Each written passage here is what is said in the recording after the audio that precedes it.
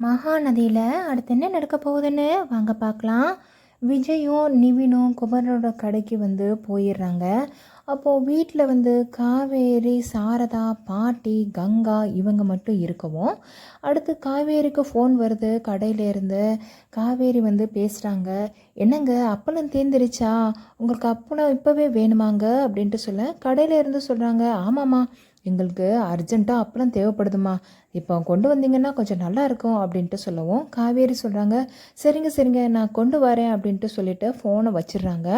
அடுத்து காவேரி என்ன பண்ணுறான்னா, அவங்க அம்மா சாரதா கிட்டே போய், அம்மா இங்கே பாருங்களேன் அப்பளம் வேணும் அப்படின்ட்டு சொல்லிட்டு ஒரு பல்காக நிறைய அப்பளம் கேட்டிருக்காங்கம்மா.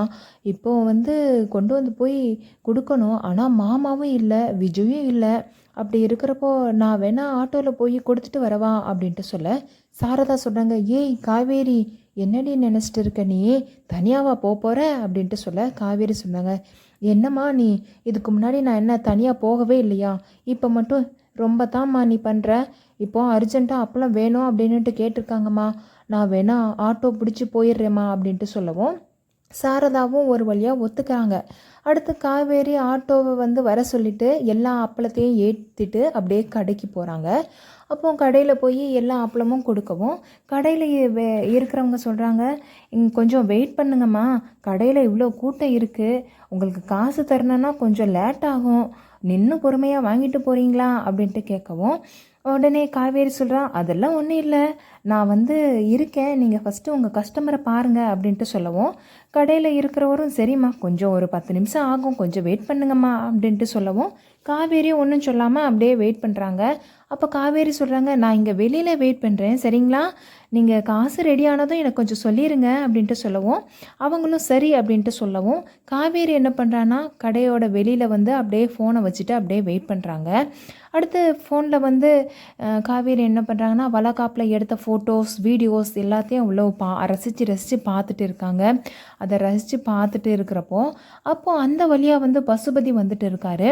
பசுபதி தூரமாக வந்துட்டு இருக்கவும் அவர் பார்க்குறாரு, யார் அங்கே நிற்கிறது, காவேரி மாதிரி இருக்கே அப்படின்ட்டு சொல்லிட்டு வண்டியை நிப்பாட்டி பார்க்கவும், பசுபதி தெரிஞ்சிருது காவேரி தான் நிற்கிறா அப்படின்ட்டு. அவர் மனசுலேயே நினைக்காரு, எங்கே எப்போவும் இந்த விஜய்னு ஒருத்தன் பின்னாடியே சுற்றுவானே, அவனை காணோமே, இவன் மட்டும் தனியாக வந்திருப்பாளோ அப்படின்ட்டு சொல்லிட்டு கொஞ்ச நேரம் அப்படியே வெயிட் பண்ணி பார்க்கவும், அவருக்கு தெரிஞ்சிருச்சு விஜய் வரவே இல்லை, காவேரி மட்டும் தனியாக தான் வந்திருக்கா அப்படின்னுட்டு.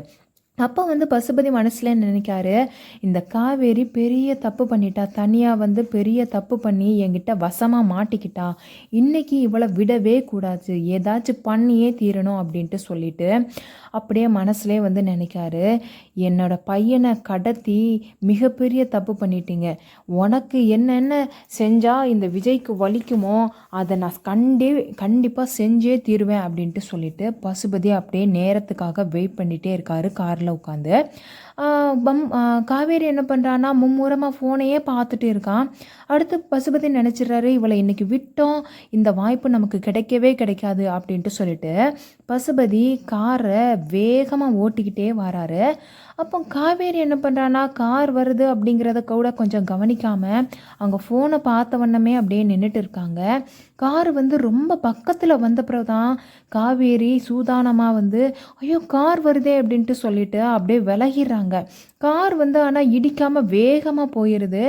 ஆனால் காவேரி என்ன பண்ணுறான்னா விலகுன அவசரத்தில் அவளுக்கு கார் வந்த பயம் வேற ஒரு பக்கம், இடிக்க வந்த மாதிரி வந்ததும் அவளுக்கு அந்த ஒரு பயம், திடீர்னு விலகுன அந்த ஒரு பதட்டத்தில் காவேரி அப்படி மயங்கி கீழே விழுந்துடுறாங்க. அதை பார்த்த உடனே கடையில் உள்ளவங்க, வேலை பார்க்குறவங்க, அங்கே சுற்றி நின்னவங்கலாம், ஐயோ என்ன ஆச்சு இந்த பொண்ணுக்கு, மயங்கி விழுந்துட்டேன், இந்த காருக்காரன் தான் கிட்ட பயம் காட்டிட்டு போயிட்டான் போலையே, ஐயோ வாங்க வாங்க தூக்கலாம் அப்படின்ட்டு சொல்லிட்டு கடையில் வேலை பார்க்குறவங்க எல்லாரும் காவேரியை தூக்கி ஹாஸ்பிட்டலுக்கு கூட்டிகிட்டு போகிறாங்க. அங்கிட்டு வீட்டில் சாரதா அப்படியே புலம்பிகிட்டே இருக்காங்க, இந்த காவேரி இருக்காளே அப்பளத்தை கொடுக்க போகிறேன் அப்படின்ட்டு சொன்னவா டக்குன்னு கொடுத்துட்டு வாராளா, அங்கேயே உட்காந்து ஏதாச்சும் பழக்கம் பேசிட்டு இருந்திருப்பா அப்படின்ட்டு சொல்லிட்டு அப்படியே புலம்பிகிட்டே இருக்கவும், கங்கா சொல்கிறாங்க, என்னம்மா நீ புலம்பிகிட்டே இருக்க, அவள் தான் சொல்கிறாள்ல அப்பளம் கொடுக்கத்தான் போயிருக்கான்னுட்டு, அப்போனா வந்துடுவாம்மா, நீ சும்மா சும்மா புலம்பாதம்மா அப்படின்ட்டு சொல்லிட்டு பேசுகிறப்போ சாரதா சொன்னாங்க, ஏய் அவளை பேசிட்டா போதுமே, நீ வந்துருவே அப்படியே வரைஞ்சி கட்டிக்கிட்டு அப்படின்ட்டு சொல்லிட்டு அப்படியே புலம்புறாங்க. அப்போ பார்த்தா கரெக்டாக வந்து சாரதாவுக்கு ஃபோன் வருது. கங்கா என்ன பண்ணுறாங்கன்னா அவங்க பெட்ரூமில் போய் உட்காந்துக்கிறாங்க. அப்போது சாரதாவுக்கு ஃபோன் வருது. சாரதா வந்து ஃபோனை அட்டன் பண்ணிவிட்டு பேசுகிறாங்க. ஃபோனில் அந்த பக்கம் பேசுகிறது யாருன்னா காவேரி அப்பளம் கொடுக்க போனால் அந்த கடையிலேருந்து வேலை பார்க்குறவங்க ஃபோன் பண்ணுறாங்க. அப்போ சாரதா சொல்கிறாங்க, என்னங்க பேசுகிறீங்க, எங்கள் பொண்ணு அங்கே தானே இருந்திருப்பாளே, இன்னும் அப்பளம் கொண்டு வரலையா காவேரி அப்படின்ட்டு சொல்லவும் கடைக்காரங்க சொல்கிறாங்க, இல்லைங்க காவேரி அப்பளத்தை கொண்டு வந்துட்டா, ஆனால் வந்து வந்ததில் காவேரி வந்து மயங்கி கீழே விழுந்துட்டாங்க அப்படின்ட்டு சொல்லவும் அவங்கள ஹாஸ்பிட்டலில் சேர்த்துருக்கோம், நீங்கள் கொஞ்சம் வர்றீங்களா அப்படின்ட்டு அவங்க சொல்ல, இதை கேட்ட உடனே சாரதாவை ரொம்ப பயந்துறாங்க. பதட்டத்தில் வந்து காவேரிக்கு ஏதாச்சும் ஆயிடுச்சாங்க, என்னங்க ஆச்சு என் பொண்ணுக்கு அப்படின்ட்டு ஃபோன்லேயே அழ ஆரம்பிச்சிடுறாங்க. அவங்க என்னடானா, இங்கே பாருங்கம்மா அழாதீங்க, நாங்கள் இந்த ஹாஸ்பிட்டலில் அட்மிட் பண்ணிட்டோமா, நீங்கள் கொஞ்சம் வாங்கம்மா சீக்கிரமா அப்படின்ட்டு சொல்லவும் ஃபோனை வந்து என்ன பண்ணேன்னு தெரியாமல் சாரதா என்ன பண்ணாங்கன்னா, கொஞ்சம் இருங்க ஃபோனை வச்சிடாதீங்க. சாரதா சொல்கிறாங்க, ஃபோனை வச்சிடாதீங்க, நீங்கள் சொன்ன ஹாஸ்பிட்டல் எங்கே இருக்குன்னு எனக்கு தெரியாதுங்க, ஒரு நிமிஷம் இருங்கங்க அப்படின்ட்டு சொல்லிட்டு, ஏய் கங்கா இங்கே வாடி அப்படின்ட்டு சொல்லிட்டு பதட்டமாக வந்து கத்தவும் உடனே கங்கா என்ன பண்ணுறாங்கன்னா, சாரதா வந்து கத்திட்டு பேசுகிறத பார்த்த உடனே அவங்க பதறி போய் அப்படியே வராங்க. அப்போ வந்து சாரதா சொல்ல, ஏய் ஃபோனில் கொஞ்சம் பேசுடி அப்படின்ட்டு சொல்ல, கங்கா வந்து என்னம்மா ஆச்சு, ஏம்மா இந்த மாதிரி பதட்டமாக பேசுகிற, யாருமா ஃபோனில் அப்படின்ட்டு கேட்கவும் சாரதா, ஏய் கொஞ்சம் பேசுடி அப்படின்ட்டு சொல்லிட்டு ஃபோனை வந்து கங்கா கையில் கொடுக்க கங்கா வந்து ஃபோனில் பேசுகிறாங்க. அப்போ பேசுகிறவங்க சொல்கிறாங்க, எங்க காவேரிக்கு கொஞ்சம் உடம்பு சரியில்லை, அவளை ஹாஸ்பிட்டலில் சேர்த்துருக்கோம், இந்த ஹாஸ்பிட்டலுக்கு நீங்கள் கொஞ்சம் வந்துருங்க அப்படின்ட்டு சொல்ல கங்காவும் இதை கேட்ட உடனே ரொம்ப பதறி போயிடுறாங்க. அடுத்து ஃபோனை வச்சுட்டு கங்கா சொல்கிறாங்க, என்னம்மா இவங்க என்னென்னமோ சொல்கிறாங்க, காவேரிக்கு என்னம்மா ஆச்சு அப்படின்ட்டு. அப்போ சாரதா சொல்கிறாங்க, ஏய் எனக்கும் தெரியலடி, அவங்க ஏதேதோ சொல்கிறாங்கடி, வாடி ஃபஸ்ட்டு ஹாஸ்பிட்டலுக்கு போகலாம் அப்படின்ட்டு சொல்லவும் கங்கா சொல்கிறாங்க, அம்மா இருமா ஃபஸ்ட்டு வந்து ஆட்டோ வர சொல்லிடுறேம்மா, எப்படிம்மா இந்த நேரத்தில் நம்ம போக முடியும், இருமா ஒரு நிமிஷம் இருமா அப்படின்ட்டு சொல்லிட்டு ஃபஸ்ட்டு என்ன பண்ணுறாங்கன்னா ஆட்டோவுக்கு ஃபோன் பண்ணிடுறாங்க. ஃபோன் பண்ணிவிட்டு இருக்கிறப்போ சாரதா சொல்கிறாங்க, ஏய் இங்கே பாருடி கங்கா, ஃபஸ்ட்டு விஜய்க்கு குமரனுக்கு ஃபோன் பண்ணி சொல்லுடி, எனக்கு ஒரே பதட்டமாக வருதுடி அப்படின்ட்டு சொல்ல கங்கா, அம்மா நீ பதட்டப்படாதம்மா, இருமா நான் ஃபோன் பண்ணி பேசுகிறேன் அப்படின்ட்டு சொல்லி குமரனுக்கு வந்து கங்கா ஃபோன் பண்ணவும் குமரன் வந்து அங்கே வேலை ரொம்ப இருக்கிறனாலே குமரன் வந்து ஃபோனை அட்டன் பண்ணாமல் போயிடுவோம். கங்கா வந்து ஐயோ என்ன இந்த அவசரத்தில் மாமா வேறு ஃபோனை அட்டன் பண்ண மாட்டேக்காரே அப்படின்ட்டு சொல்லிட்டு புலம்புறாங்க. அடுத்து சாரதா சொல்கிறாங்க, ஏய் குமரன் எடுக்கலைன்னா விடுடி, விஜய் தம்பிக்கு ஃபோன் போடுறே அப்படின்ட்டு சொல்ல கங்கா என்ன பண்ணுறாங்கன்னா விஜய்க்கு ஃபோன் போடவும் விஜய் வந்து என்னங்க கோதாவரி ஃபோன் பண்ணியிருக்கீங்க என்னங்க அப்படின்ட்டு கேட்கவும் கங்கா சொல்கிறாங்க, விஜய் கொஞ்சம் காவேரிக்கு உடம்பு சரியில்லையா, இந்த ஹாஸ்பிட்டலில் காவேரி அட்மிட் பண்ணியிருக்காங்களாம், கொஞ்சம் வர்றீங்களா அப்படின்ட்டு சொல்ல இதை கேட்ட உடனே விஜய் வந்து ரொம்ப பயந்துடுறாரு.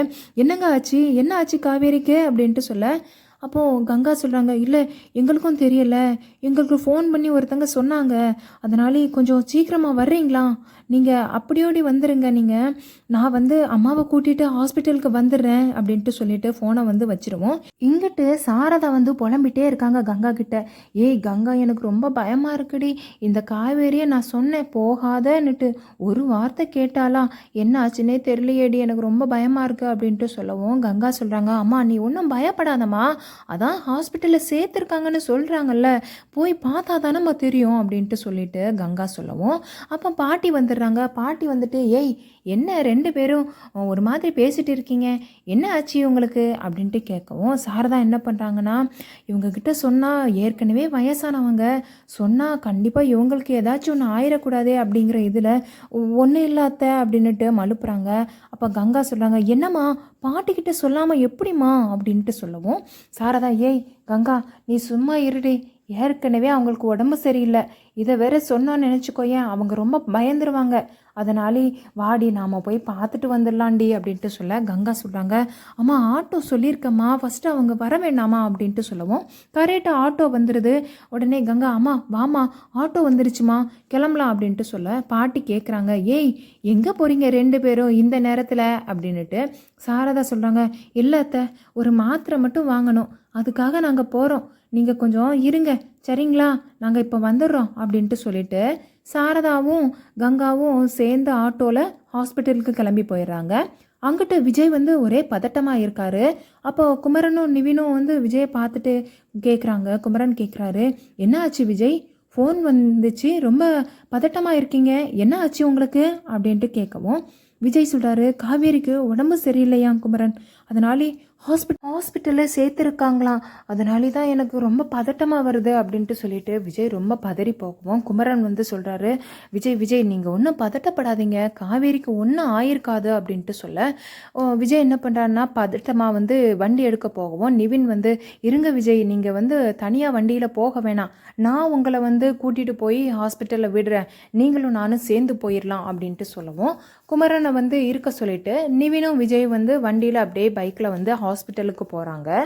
அப்போது ஹாஸ்பிட்டலுக்கு விஜயும் நிவினும் வந்துடுறாங்க.